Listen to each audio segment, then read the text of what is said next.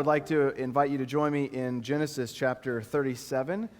We're in Genesis chapter 37 this morning. We're going to be looking at nearly the entirety of the chapter. We'll start in verse 2 and go all the way to the end. So Genesis 37, 2 through 36. And if you're using the blue ESV Bible and the seat backs out there, you can find our text on page 31. And the title of our sermon is Of Dreams and Schemes. One of my favorite psalms is Psalm 133. Behold, how good and pleasant it is when brothers dwell in unity. It is like the precious oil on the head, running down on the beard of Aaron, running down on the collar of his robes. It is like the dew of Hermon, which falls in the mountains of Zion, for there the Lord has commanded the blessing, life forevermore. In some ways, Genesis 37 is the anti-Psalm 133. In prose, and rather than poetry, it depicts how bad and ugly and nasty it is when brothers dwell in strife. It is like blood on the hands running down on the tunic of Joseph, running down on his torn robes. It is like his cries of anguish from the pit, the tearing and rending of Reuben and Jacob's garments. For here, the Lord isn't even mentioned, much less as he commanded a blessing. Disunity reeks of death forevermore. We have come now to the last section in Genesis. We've seen the generations of the heavens and the earth. We've seen the generations of Adam, of Noah, of the sons of Noah, of Shem in particular. We've seen the generations of Terah, of Ishmael, of Isaac, of Esau. And now finally we have come in Genesis 37:2 to the generations of Jacob. As with the other sections in this book, the material here doesn't concern Jacob so much, but it does his sons. He does feature in the remainder of these chapters, but his children are much more prominent. The book of Genesis as a whole has been driving us to this point, to this particular point. It began with Adam and Eve in the garden with God, enjoying life with God, flourishing. But then in Genesis 3, since Genesis 3, it has been driving away from the garden, away from God, into death, exile, and slavery. Back in Genesis 15, we heard God say to Abraham, "Know for certain that your offspring will be sojourners in a land that is not theirs, and will be servants there, and will be afflicted for 400 years." Genesis 37 through 50, this last section, it shows us how this word of Yahweh's, it came to be fulfilled. This word of promise, this hard promise of God's to Abraham in Genesis 15. And it's important to see this fulfillment because that is the context of the 400 years of slavery that God will work. It is in that context of 400 years of slavery in Egypt that God will work what is arguably the redemptive historical event of all the Old Testament, the Exodus from Egypt.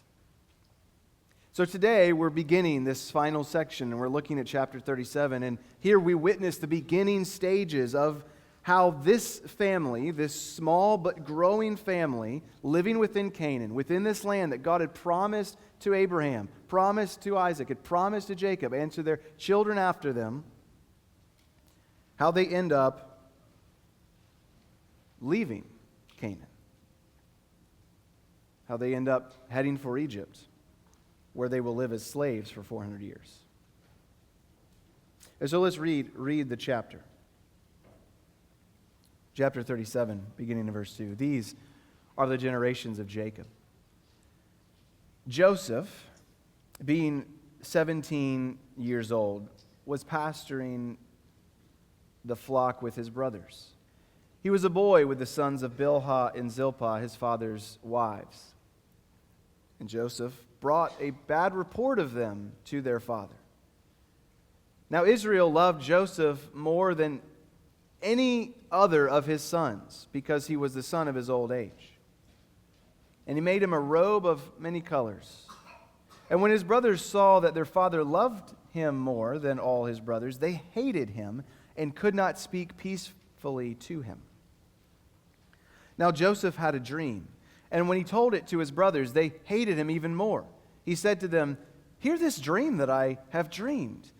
Behold, we were binding sheaves in the field, and behold, my sheaf arose and stood upright, and behold, your sheaves gathered around it and bowed down to my sheaf." His brothers said to him, "Are you indeed to reign over us? Or are you indeed to rule over us?" So they hated him even more for his dreams and for his words. Then he dreamed another dream and told it to his brothers and said, "Behold, I have dreamed another dream. Behold, the sun, the moon, and 11 stars were bowing down to me." But when he told it to his father and to his brothers, his father rebuked him and said, "What is this dream that you have dreamed? Shall I and your mother and your brothers indeed come to bow ourselves to the ground before you?" And his brothers were jealous of him, but his father kept the saying in mind. Now his brothers went to pasture their father's flock near Shechem, and Israel said to Joseph, "Are not your brothers pasturing the flock at Shechem?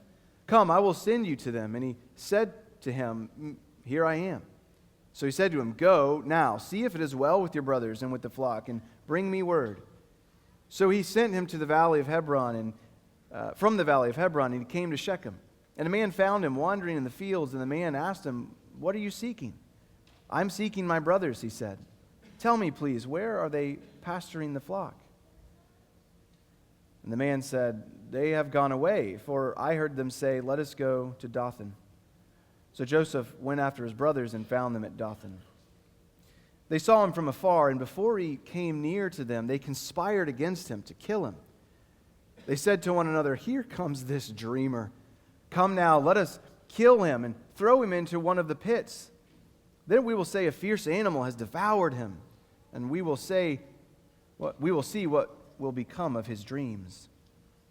But Reuben heard it, and he rescued him out of their hands, saying, "Let us not take his life." And Reuben said to them, "Shed no blood. Throw him into this pit here in the wilderness, but do not lay a hand on him, that he might rescue him out of their hand to restore him to his father." So when Joseph came to his brothers, they stripped him of his robe, the robe of many colors that he wore, and they took him and threw him into a pit. The pit was empty, and there was no water in it. Then they sat down to eat. And looking up, they saw a caravan of Ishmaelites coming up from Gilead, with their camels bearing gum, balm, and myrrh on their way to carry it down to Egypt. Then Judah said to his brothers, "What profit is it if we kill our brother and conceal his blood? Come, let us sell him to the Ishmaelites, and let us not our hand be upon him, for he is our brother and our flesh."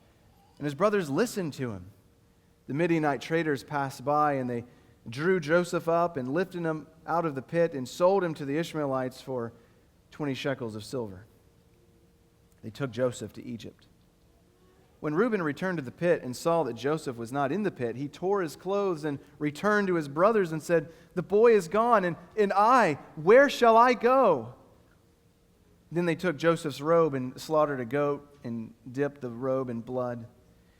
And they sent the robe of many colors and brought it to their father and said, "This we have found. Please identify whether it is your son's robe or not." And he identified it and said, "It is my son's robe. A fierce animal has devoured him. Joseph is without doubt torn to pieces." Then Jacob tore his garments and put sackcloth on his loins and mourned for his son many days. All his sons and all his daughters rose up to comfort him, but he refused to be comforted and said, "No, I shall go down to Sheol to my son mourning." Thus his father wept for him. Meanwhile, the Midianites had sold him in Egypt to Potiphar, an officer of Pharaoh, the captain of the guard. This narrative unfolds in this chapter along three basic lines. First, we will see in verses 2 to 11, we will unpack this, just the setting of the scene. The scene is set. The tensions within Jacob's family come just to the point of breaking in the first 11 verses. But then in verses 12 through 28, the conflict between Jacob's sons turns violent. And third, verses 29 to 36, we see the grievous effect of the violence within Jacob's family. So let's look together at verses 2 to 11, where we see the family tensions really begin to come to a boil. We're told that Joseph is 17 years old. He works as a shepherd with his brothers, growing up particularly with the sons of Bilhah and Zilpah, his father's wives, his concubines, really. These sons would have been Dan, Naphtali, Gad, and Asher. What's interesting is that Leah's sons, her younger two at least, Issachar and Zebulun, would have been closer in age to Joseph. And so it seems that this reference here to Joseph growing up with the sons of Bilhah and Zilpah, it's less about identifying who was similar age with him, and it's more about a revelation concerning the division that exists within Jacob's family, particularly between the sons of Leah on the one hand and everyone else on the other, though their beef is especially with one son of Rachel. And yet even here there seems to be growing dissent between Joseph and the sons of Bilhah and Zilpah. Verse 2 tells us that he brought a bad report about them to Jacob. Now the text is somewhat ambiguous about whether this is a righteous and dutiful reporting of wicked behavior, or if it's a somewhat evil and even untruthful report about their deeds, whatever they were. If you think about Joseph and his character throughout this narrative, beyond chapter 37, his character's rather unimpeachable later on. But it isn't quite so obvious that that's the case here.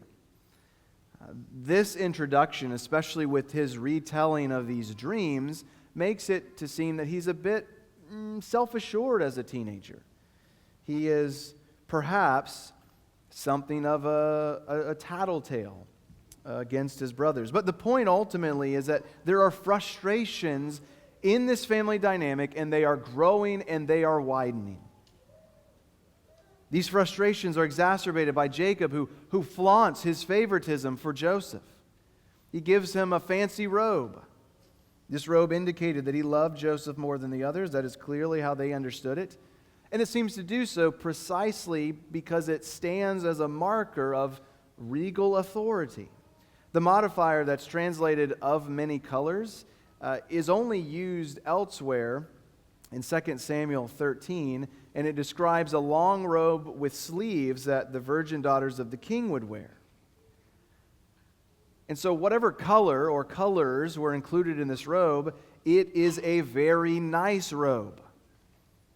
Probably has royal and regal implications in it. And it likely serves in this family to indicate Jacob's intention to give his blessing to Joseph. And the result is trouble. His brothers, we're told, hated him. They could not speak peacefully to him at all, in verse 4. We don't know how long this went on. And probably they thought at the time they couldn't get any more angry with him. He had this robe, and they were furious. But perhaps they had hit a limit. Well, it appears not, because he decides to share a dream with them.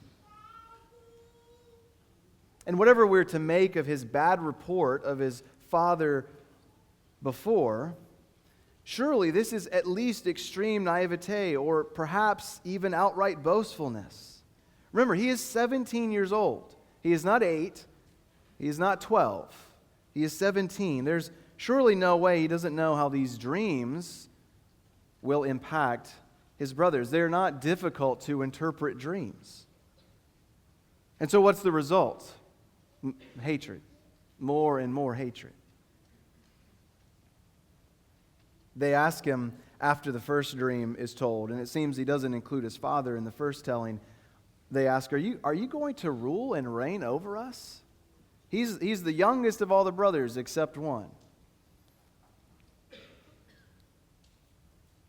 And so they hate him. In verse 8, they hated him even more for his dreams and for his words.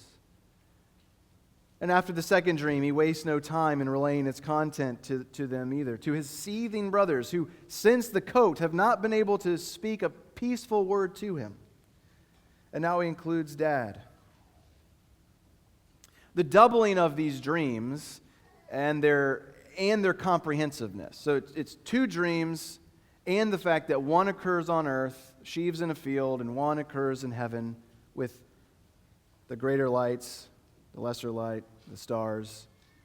These all serve as indicators of the certainty of the fulfillment of these dreams. This is certainly how Joseph has come to understand dreams later on when he tells this to Pharaoh, about Pharaoh's double dream episode. And so it's not just his brothers bowing down before him, it's his parents as well. Now we need to recall that Rachel, Joseph's mother, has been dead for 17 years. She died giving birth to him. And so the moon in this second dream, likely rather than standing as a strict representation of Rachel herself, since she is no longer with them, but it's an image that's made to complete the picture.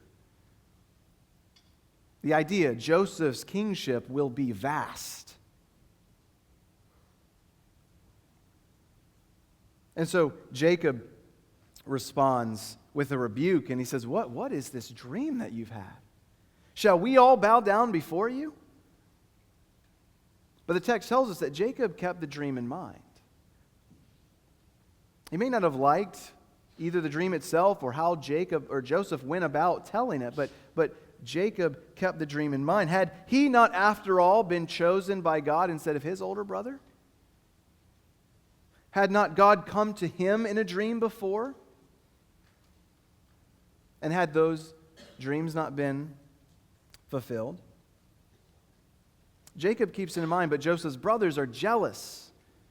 So that 3 times we're told they hate him, and now they are jealous of him in verse 11. And so that's the setting of the scene. The trouble is brewing. What happens next? Well, apparently neither Joseph nor Jacob they're not totally aware just how dangerous things are. And so let's look in the second place, in verses 12 to 28, where the hatred breaks out into actual violence as Joseph's brothers enact a vengeful scheme against him.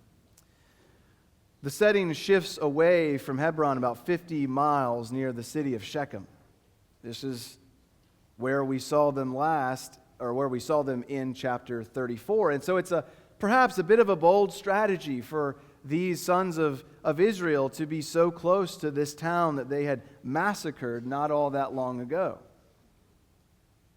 But they're out there, but Joseph is at home. He seems to be something of a mid-level manager at this point, and so Jacob sends him out to his brothers to see how things are and to bring a report back on how things are going with them. And there's something of a formal commission here. He calls to him, and Joseph responds, "Here I am." This is elsewhere in Scripture used to describe a servant's response to being sent out as an official envoy for a master. And so Jacob sends him, and he goes obediently. And again, neither seem to have any idea that the trouble that awaits for him. But when he gets to Shechem, he can't find his brothers. He wanders about until he meets a man who informs him that they've gone on probably another 10 miles or so toward the town of Dothan. And as he approaches, they can spot him. How, we might wonder, can they see him from so far away? How can they identify that this is Joseph approaching them? Surely he's not wearing this fancy coat. But it seems like he was. They see him, identify him, and they conspire against him. Here comes this dreamer. Let's kill him. Throw him into one of these pits. Look, we'll just say an animal devoured him, and then we'll see what comes of his dreams. But then perhaps unexpectedly, Reuben speaks, and he suggests some restraint. He says, let's not shed any blood here. Just put him down in the pit. Now, it's not clear exactly what they would have thought his intentions were. Put him down in the pit and let him die? We're not told all that he said here or what they may have interpreted, but the text does tell us what his intentions were. He had a very specific reason for not wanting to murder Joseph in cold blood, for putting him down in this pit. He wanted to find some way to rescue Joseph out of the pit, out of their hands. Why? So that he could return him to his father. Now, we don't really have any reason to suspect that Reuben is just brimming with love for Joseph.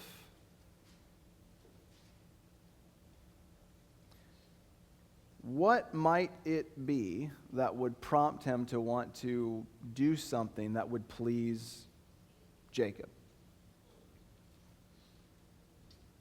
Maybe he wants to get back into his father's good graces.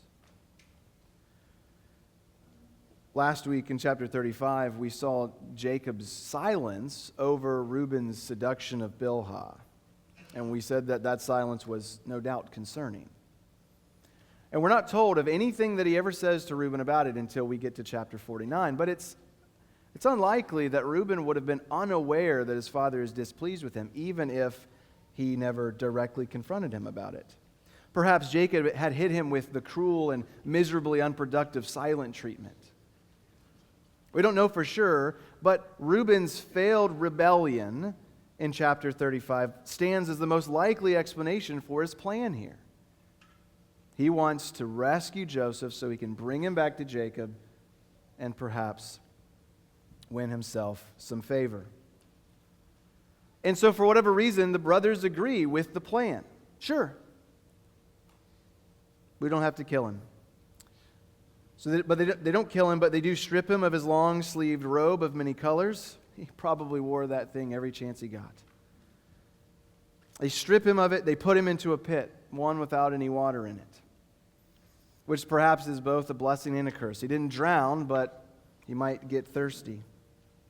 This word pit here, into which they throw him in verse 24, it's interesting, at least in the way that it's used with the word Sheol in Isaiah 14:15. There we read of the son of dawn fallen from heaven, but you, son of dawn, are brought down to Sheol, to the far reaches of the pit. Their pit is used synonymously with Sheol, the realm of the dead. It's clearly a pit here, as we might think of it, but there seems to be a bit more going on that we'll consider before the sermon is over. And so just flag that in your mind for now. What is the significance of this pit into which Joseph was thrown? And if we just back up to think about the violence of this scene, it washes over us in an abrupt fashion. It's distressing. They stripped him, they took him, they threw him into a pit, and then they sat down to eat.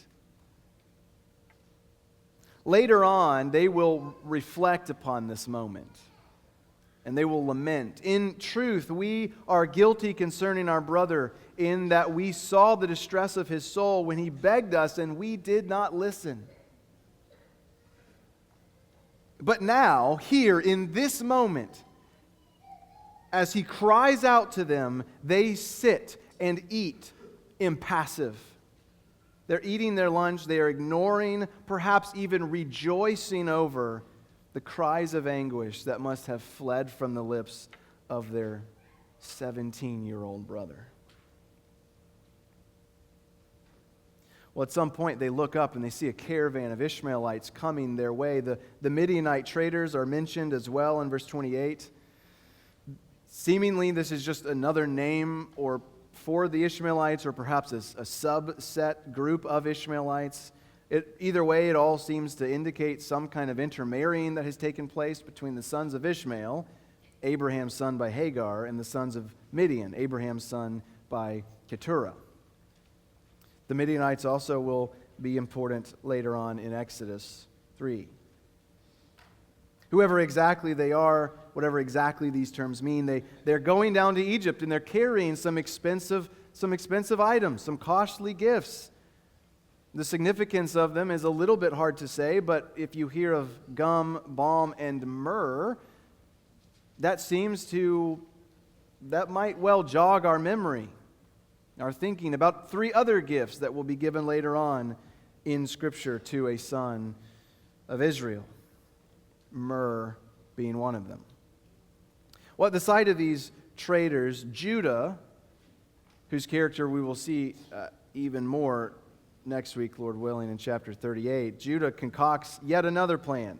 Let's kill him, let's not kill him, let's just wait, let's not wait, let's sell him.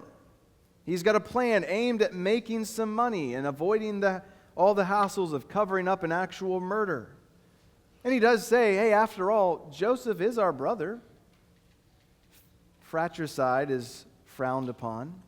And so this pleases the rest of them. And so they take Joseph out of the pit. He's sold into slavery for 20 shekels of silver, and Joseph is taken to Egypt. And here the cruelty of Israel's founding fathers is set on display. Joseph was a bit boastful as a 17-year-old, probably. Perhaps he's been something of a tattletale. But he didn't ask for his father's favoritism. Really, when you read Joseph's story from beginning to end, it's hard to be too hard on Joseph at any point in the story. Yes, he's likely rather proud at the beginning, but he doesn't deserve to be sold into slavery and hauled off to Egypt. But his brothers couldn't care less. They brutally strip him, they throw him into a pit, and they heartlessly eat as he cries out to them for mercy. Brothers and sisters, we need to beware the effects that hatred and envy can have in our hearts. When we nurse anger, it can spill out in drastic and dramatic ways. I am guessing, I would probably, if I were a betting man, put money on it that Joseph's brothers didn't wake up that morning suspecting that they were even capable of such a horrific act. But when they saw him come around the corner to play spy for Dad wearing that stupid coat, it all just was too much. They had not been controlling themselves. They had not been dealing with their problems against him. Whatever right or wrong thinking they had, and at some point they could take no more. And they gave themselves the green light, and they tried to kill him. What wounds are you nursing? What grudges are you holding? What things are you allowing to fester in your heart? What offense are you holding on to that one day may bloom into wickedness in your own life that you can't even imagine right now?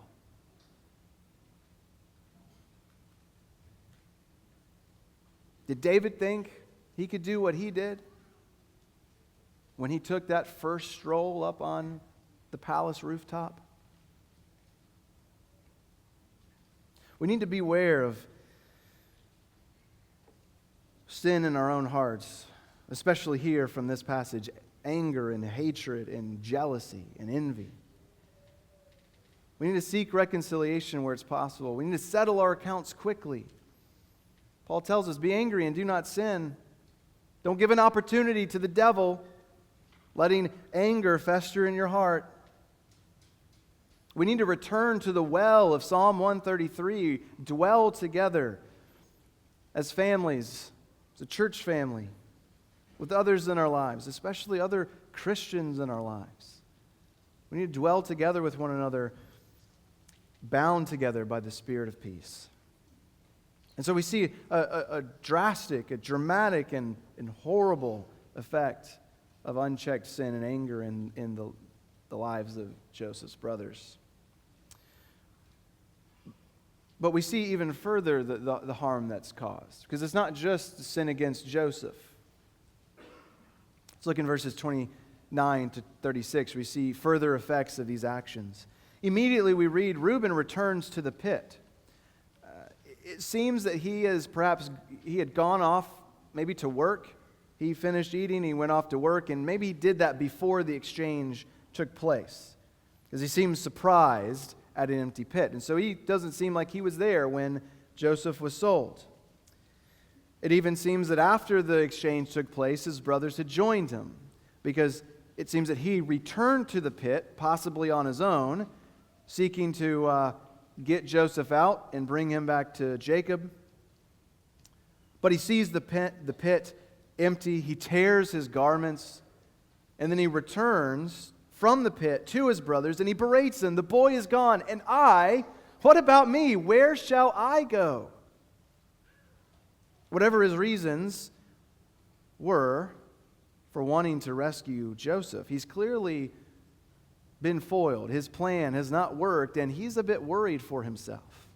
Where shall I go? Joseph is a slave being taken into Egypt now, Reuben. But he's worried about himself. We find nothing said about how they responded with words other than let's enact the rest of the plan. They dip the royal robe in blood and they send it back. They bring it back to Jacob, saying, hey, we found this. Please identify if it is your sons. Not our brothers, your sons. It's interesting, as Jacob had tricked and deceived his own father with the garment of his brother Esau and with a goat, the food that he brought, so now Jacob is tricked by his sons with the garment of their brother and a goat. Not that he eats, but that is slaughtered, so they may dip Joseph's coat in it.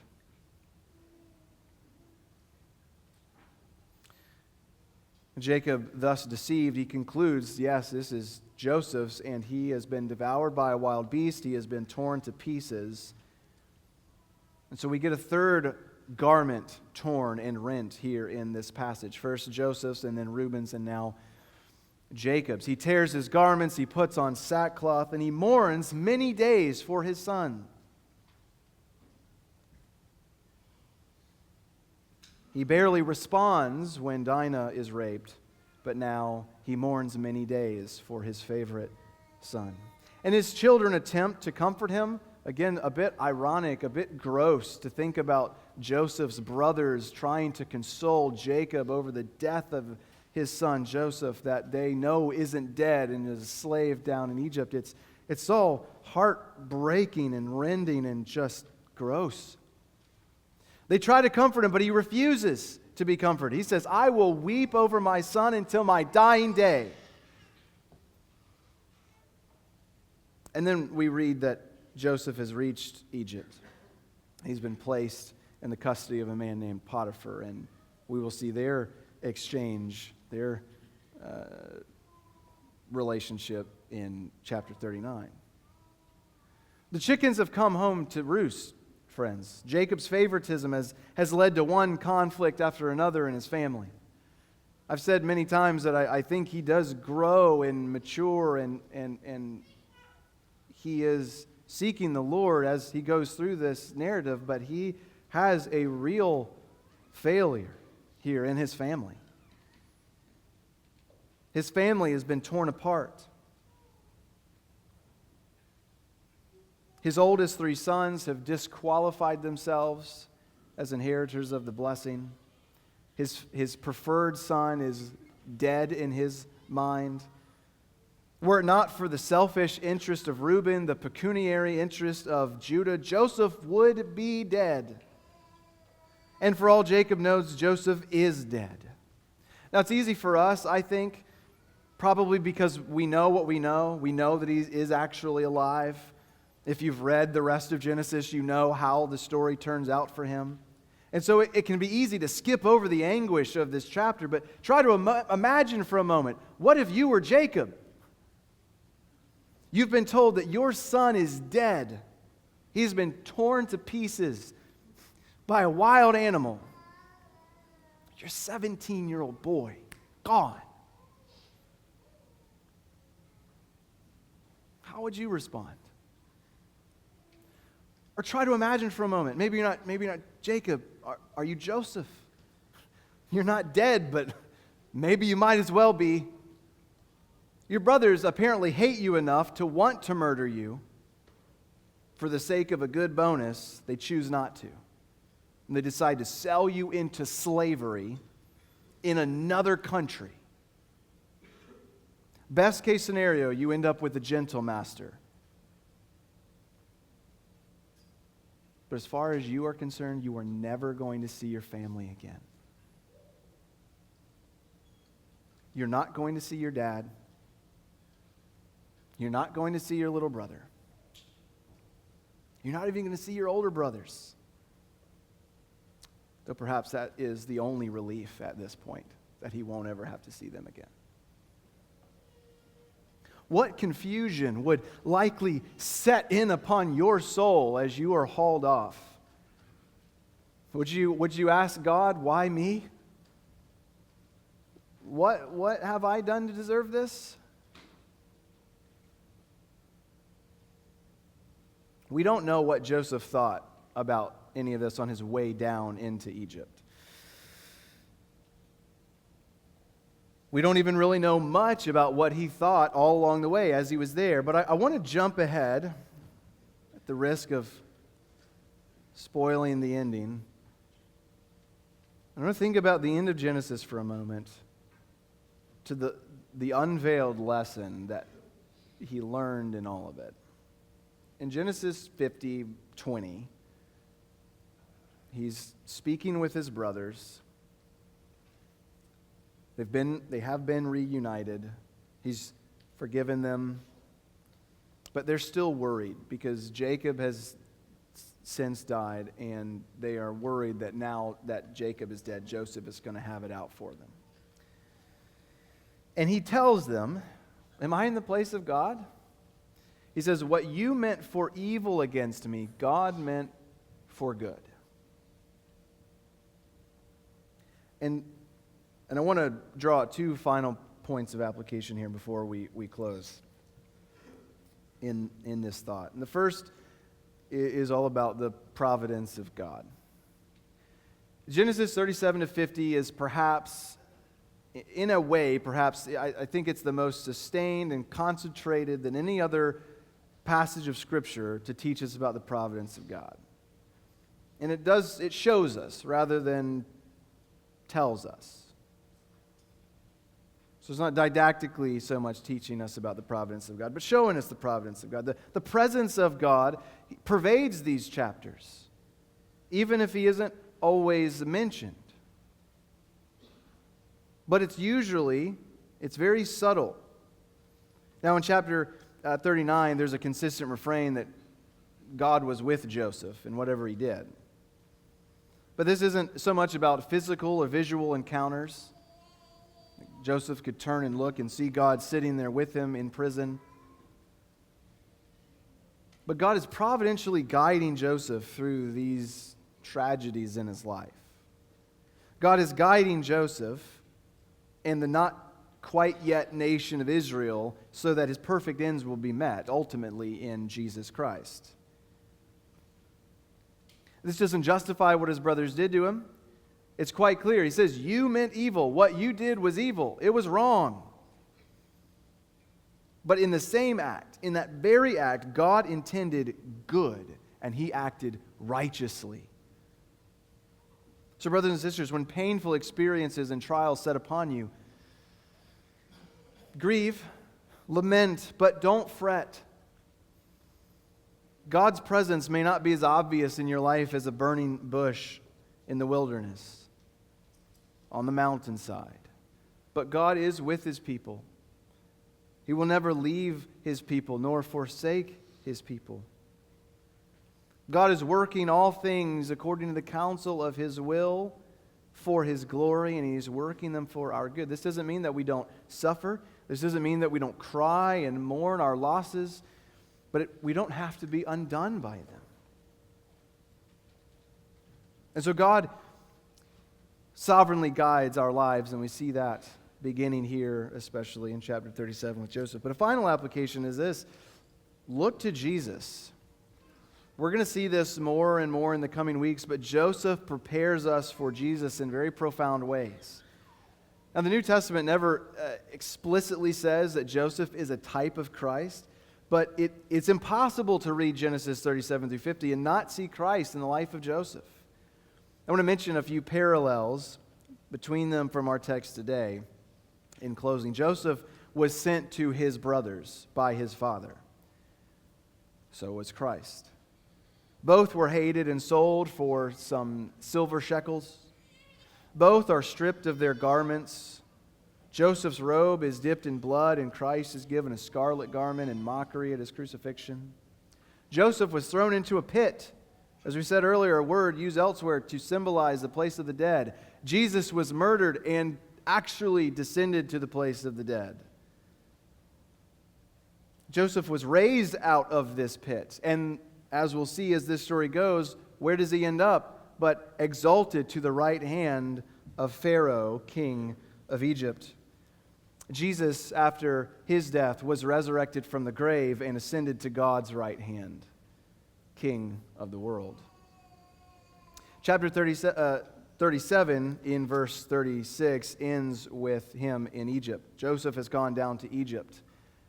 This not only prepares the way for his family coming down to Egypt later in the rest of Genesis, but even more so, it prepares the way for another Joseph to take Jesus, the greater Joseph, down into Egypt in Matthew 2.